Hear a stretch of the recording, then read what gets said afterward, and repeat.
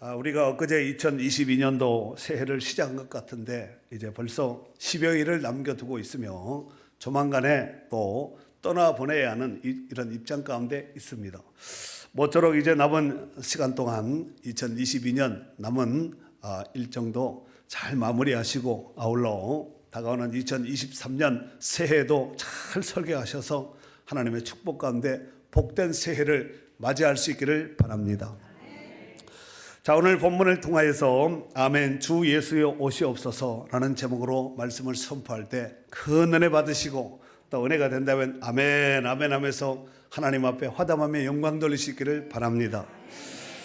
먼저 우리가 성경을 볼 때 알아야 할 것이 있습니다. 물론 잘 알고 계시겠지만 성경은 인간의 역사를 기록한 책이 아니라 성경은 하나님의 역사를 기록한 겁니다.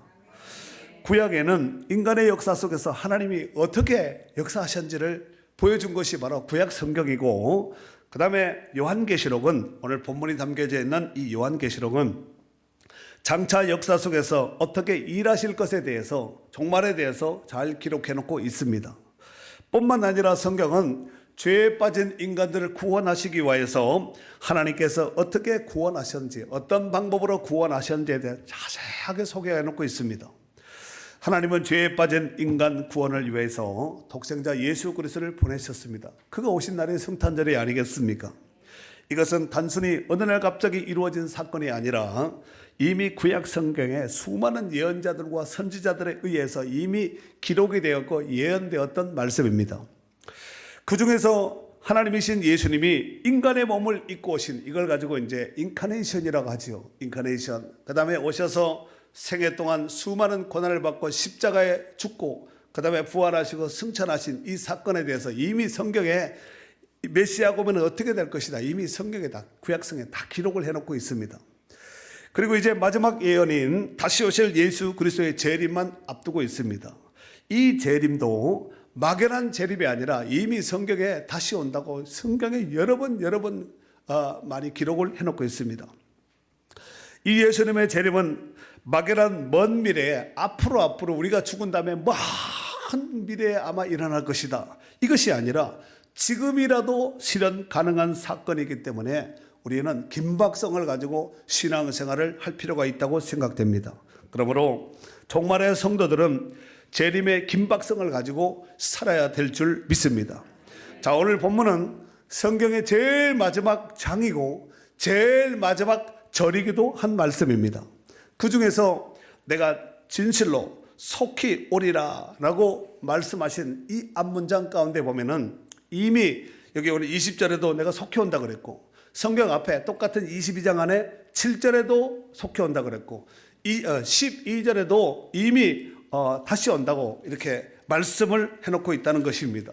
자, 우리 먼저 한번 20절 말씀을, 메인 본문인데 다 같이 한번 읽도록 하겠습니다. 이것들을 시작. 이것들을 증언하시니가 이르시되 내가 진실로 속히 오리라 하시거늘 아멘 주 예수여 오시옵소서. 아멘. 자, 이것들을 증언했다는 거예요. 증언하신 분이 오겠다는 거예요. 그래서 내가 진실로 그냥 오리라 하지 않고 속히 오리라 이렇게 말씀하고 있습니다. 그랬더니 뭐라 그랬어요? 아멘 주 예수여 오시옵소서 라고 고백을 하고 있습니다. 여러분, 이 고백은 초대교회 또 성도들 내지는 사도 요한의 고백뿐만 아니라 정말 오늘날 이 시대 가운데 저와 여러분의 고백이 될 줄로 믿습니다. 여기서 내가 다시 오겠다, 속히 오겠다 그랬더니 아멘 주 예수여 오시옵소서 했는데 이 헬라어로 아멘 에르쿠 키리에 이 예수라는 단어를 씁니다. 아멘 에르쿠 키리오 이예수. 키리오 이예수는, 키리오라는 건 주라는 거고 이예수는 예수님이고, 그 다음에 에르쿠는 오겠다. 그러니까 내가 진실로 속히 오겠다 그랬더니 아멘 주 예수의 오시옵소서라고 고백을 했다는 것입니다. 동일한 의미로 아마 여러분이 잘 아시는 아람어로 마라나다라는 말을 아마 들으셨을 줄로 생각이 됩니다. 마라나다 들어봤죠? 이 마라나타를 우리는 마라나타라고 이렇게 부릅니다. 마라나타 마라나타 하고 부르잖아요. 그 마라나타, 아멘 주 예수의 오시옵소서 동일어입니다. 초대교회 성도들의 이런 고백은 로마 제국의 박해를 받아서 이리저리 쫓기며 생명을 걸고 그들이 외쳤던 구호가 바로 마라나타, 아멘 주 예수의 오시옵소서 이것이었습니다. 초대교회 성도들은 예수님의 재림이 금방이라도 일어날 줄 알고 임박한 재림을 앞두고 절박감을 가지고 긴장감을 가지고 이제 조만간에 곧 올 것이다, 금방 올 것이다, 이런 긴박성을 가지고 신앙생활을 했다는 것입니다. 그렇다면 이 말씀을 우리에게 한번 적용을 시켜보면 어떨까요? 과연 저와 여러분은 초대교회 성도들과 같이 주님의 재림을 정말로 간절히 기대하며 긴박성을 가지고 신앙생활을 하고 있습니까? 과연 지금이라도 오신다면 아멘 주 예수의 오시옵소서 라고 고백하면서 기쁜 마음으로 그 다시 오실 주님을 맞이할 수가, 영접할 수가 있겠습니까? 과연 지금 당장 오신다면 괜찮겠습니까? 사랑하는 성도 여러분, 예수님께서 마태복음 25장 말씀을 통해서 10처녀의 비유를 말씀하셨습니다. 그 중에서 미련한 5처녀는 등은 준비하였지만 여분의 기름을 준비하지 못하였습니다. 하지만 슬기로운 5처녀는 등과 함께 여분의 기름을 넉넉히 준비했습니다. 문제는 시간이 한참 지난 뒤에 한밤중에 소리가 들립니다. 보라, 신랑이 왔다. 신랑이로다 하고 한밤중에 정적을 깬 소리가 들렸습니다. 그때 슬기로운 5처녀는 꺼져가는 심지에 다시 기름을 채워서 환하게 등불을 밝혀서 신랑을 맞이하고 그 잔치 자리에 참석합니다. 하지만 미련한 5처녀는 떨어진 기름을 사러 갔느라 신랑을 맞이 못하고 결혼식장에 참석하지도 못하고 슬피 울며 이를 가는 이런 불행한 역사가 있었습니다. 이 비유의 이야기는 단순하게 옛날에 예수님이 재밌는 이야기 했는가 보다 이렇게 오산하시면 큰일 납니다. 요한계시록에 보면은 우리 주님께서 소아시아의 교회들에게, 7교회들에게 진단을 하시고 처방을 하시지요. 그리고 끊임없이 교회들마다 반복적으로 말씀하신 내용이 있습니다. 그것이 뭐냐면은 교회는 성령이 교회들에게 하시는 소리를 귀 기울여 들을지다, 성령의 소리를 들을지어다 하고 계속해서 반복적으로 기록을 해놓고 있습니다. 우리가 이 땅을 살아감에 있어서 분명히 해야 될 것이 있습니다. 그것이 뭐냐면은 우리는 이 땅에서 천년만년 살아갈 사람이 아니라는 거예요. 인정하시죠? 동의하십니까? 이 땅에서 우리가 천년만년 살 수 있는 존재자가 아니라는 것입니다. 때가 되면 열매 익은 곡식단이 농부의 손에 의해서 곡간으로 추수해서 옮겨지듯이 우리가 때가 되면 반드시 옮겨질 때가, 추수되어서 옮겨질 때가 있다는 것입니다. 그러므로 임박한 주님의 재림을 앞둔 시점에 성도들은 정신을 차려야 됩니다. 내내 이 생활로 내 생에는 이것을 아마 예수님의 재림은 절대로 오지 않을 것이다, 이렇게 착각하고 살면 큰일 난다는 것이요. 지금이라도 나팔 불고 지금이라도 오시면 종말이에요. 크게 아멘 하세요. 자, 데살로니가전서 4장 16절에서 18절까지 한번 읽어줘 보세요. 주께서 호령과 천사장의 소리와 하나님의 나팔 소리로 친히 하늘로부터 강림하시리니 그리스도 안에서 죽은 자들이 먼저 일어나고 그 후에 우리 살아남은 자들도 그들과 함께 구름 속으로 끌어올려 공중에서 주를 영접하게 하시리니 그리하여 우리가 항상 주와 함께 있으리라. 그러므로 이러한 말로 서로 위로하라. 아멘. 그렇습니다. 주님의 재림을 앞둔 시점에 성도들이 많은 환난과 핍박을 받는 것은 이미 성경에 기록을 해놓고 있습니다. 그래야 이런저런 형편 속에서 어려움을 겪고 두려운 문제들을 만날 수도 있다는 거예요. 구원받은 성도들이 할지라도. 그러기에 오늘 18절 말씀에 보니까 그러므로 이런 말로 서로 위로하라는 거예요. 우리가 서로 위로가 필요한 사람이에요. 요한복음 16장 33절 말씀에 보면은 세상에서는 너희가 환난을 당하나 담대하라, 내가 세상을 이기었노라 라고 말씀하고 있습니다. 어떻게 하라고요? 담대하라는 거예요. 그냥 간 크게 배포 있게 이렇게 하라는 얘기가 아니라 하나님을 의지하고 하나님을 신뢰하는 그 마음으로 세상 가운데 굴지 말고 담대하게 하라는 말씀입니다. 사랑하는 성도 여러분, 우리가 신앙생활을 함에 있어서 잘 안 되는 것이 있는데 그것이 뭐냐면은 인내하고 참고 기다리지 못해. 이게 잘 안 되는 것 같아요. 저만의 문제일까요? 여러분도 그런 것 같아요. 몇 분이 이렇게 동의해 주셔서 감사해요. 예. 기도를 해도 빨리 응답돼야 돼. 직성이 풀리지. 응답 늦으면은 막 정말 곤란해지거든요. 하나님도 곤란해질 수가 있습니다. 뭐 협박을 하거든요. 하지만 분명한 것은 기도는 내 때에 응답이 되는 것이 아니라 하나님의 때에 응답이 되는 거예요. 내가 조급한 것이지 하나님이 조급하게 만들어야 되거든요. 근데 우리가 기도하면서 우리가 기도하는 우리가 조급한 거예요. 그러니까 또 조급하니까 기도하겠지요. 다급하니까 기도하겠지요. 그러나 분명한 것은 기도는 하나님의 때에 하나님이 응답하신다는 말씀입니다.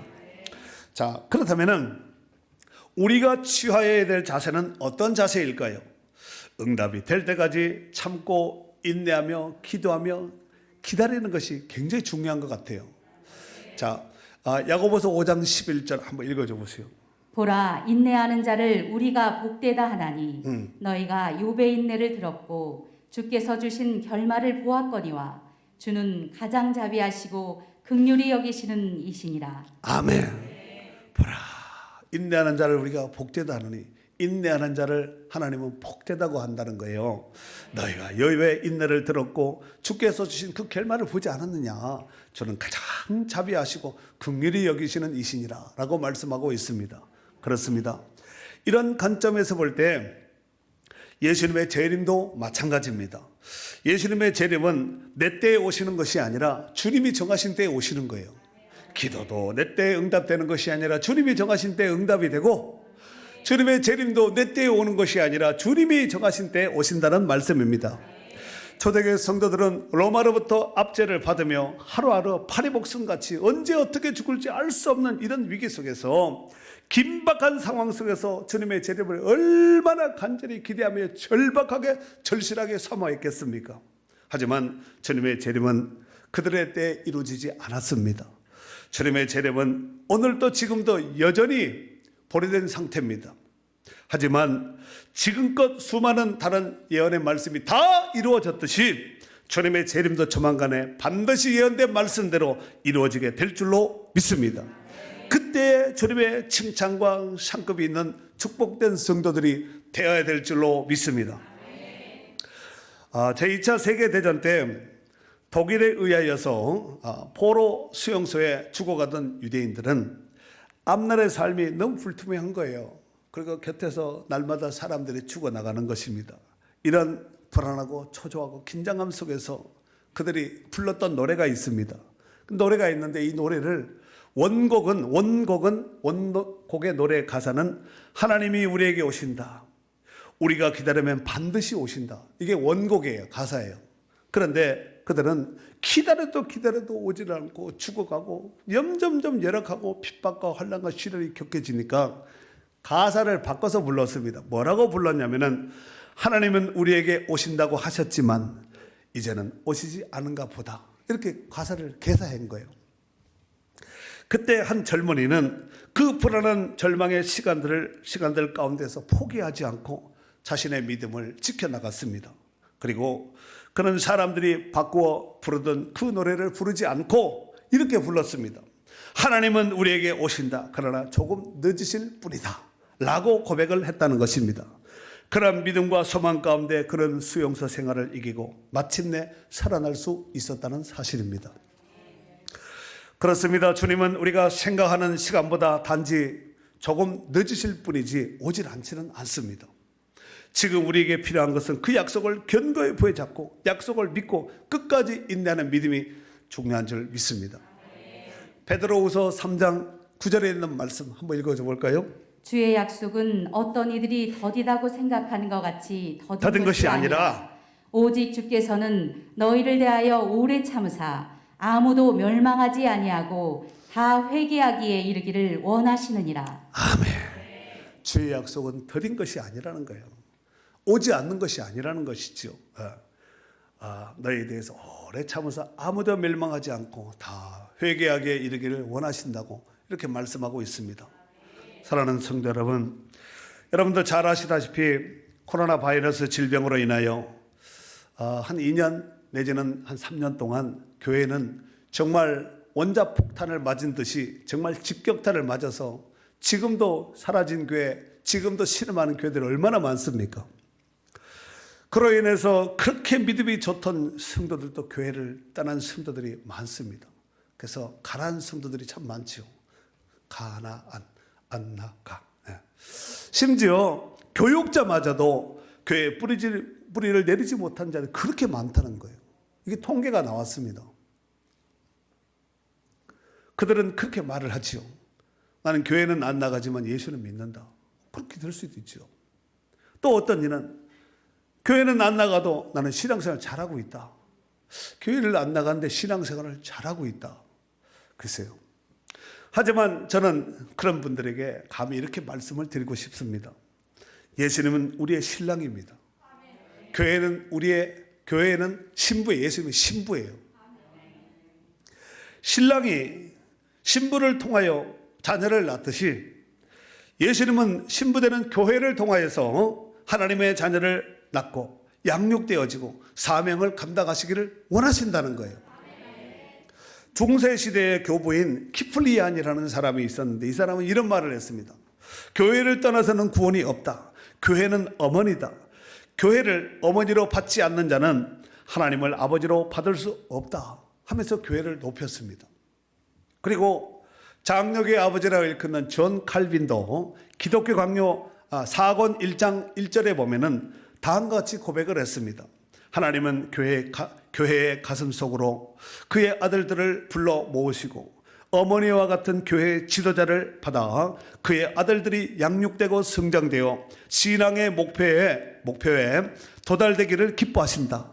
하나님을 아버지로 모시는 자들에게 교회는 어머니와 같다고 하겠다라고 존 칼빈도 그렇게 고백을 했습니다. 일찍이 주님은 사도 베드로를 통해서 이와 같이 말씀하셨습니다. 마태복음 16장 18절 말씀에 보면은 또 내가 내게 이르노니 너는 베드로라. 베트로스 반석이란 얘기죠. 베드로라. 내가 이 반석 위에 내 교회를 세우리니 음부의 권세가 이기지 못하리라.